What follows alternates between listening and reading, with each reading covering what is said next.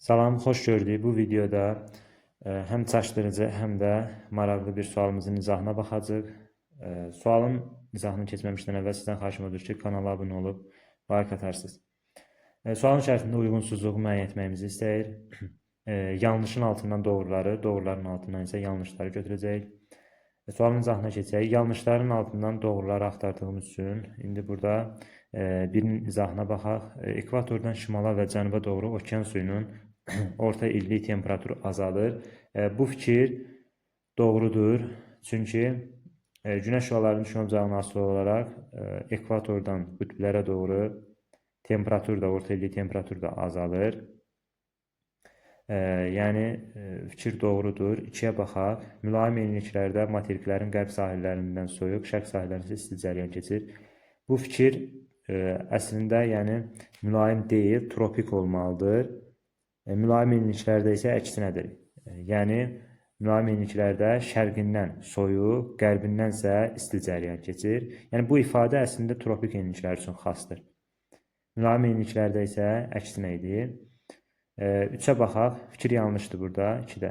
3-ə baxaq. Richards Bay limanına aid olduğu ölkədə qadınların sayı kişilərin sayından üstündür. Bu liman aiddir Cənubi Afrika Respublikasına, yəni CAR-a. CAR-da da qadınların sayı kişilərin sayından üstündür. Ümumiyyətlə, qadınların sayının kişilərin üstün olduğu ölkələrdə nəzər yetirək. Məsələn, Rusiya, Avropa ölkələrin böyük əksəriyyəti, Avstraliya, CAR, Braziliya, Çili, Argentina, Kanada, ABŞ, Meksika kimi ölkələrdir. Hətta Kolumbiya kimi ölkələri daxil edə bilərik. Fikir doğrudur. Yanlışın altından verib götürürük. Yəni 1, 3. Doğrunun altından isə indi burada yanlışları seçəcəyik. Okean cərəyanların şaquli istiqamətdə yer dəyişməsində daimi küləklərin rolu böyükdür. Yəni fikir olaraq bu əslində ifadə böyük hissəsi doğrudur. Amma burada şaquli istiqamətində yer dəyişməsi, yəni bu səhv fikirdir. Çünki okean cərəyanları üfüqi istiqamətdə yerlərini dəyişirlər. Yəni bu da duzluğun paylanmasına, canlı orqanizmlərin yer dəyişməsinə səbəb olur. Təsəvvür edin ki, şaquli istiqamətində okean səthindən okeanın dibinə doğru perpendikulyar şəkildə hərəkət edir. Yəni belə bir anlayış yoxdur. Okean cərəyanları üfüqi istiqamətdə hərəkət edirlər. Fikir yanlışdır. Doğrunun altından verilib deyə götürürük. Sualımızın doğru cavabı 1, 3, 4 A variantı və digərlərinin izahına baxaq. Sərhədləri daxilində 3 şəhər olan inzibati rayon ərazisində istilik elektrik mərkəzləri fəaliyyət göstərmir. Bu inzibati rayon Goranboydur. Goranboyun sərhədləri daxilində düşür. Demək ki, Dəli Məmmədli, Naftalan və Goranboy şəhərin özü. Və 3 şəhər oldu.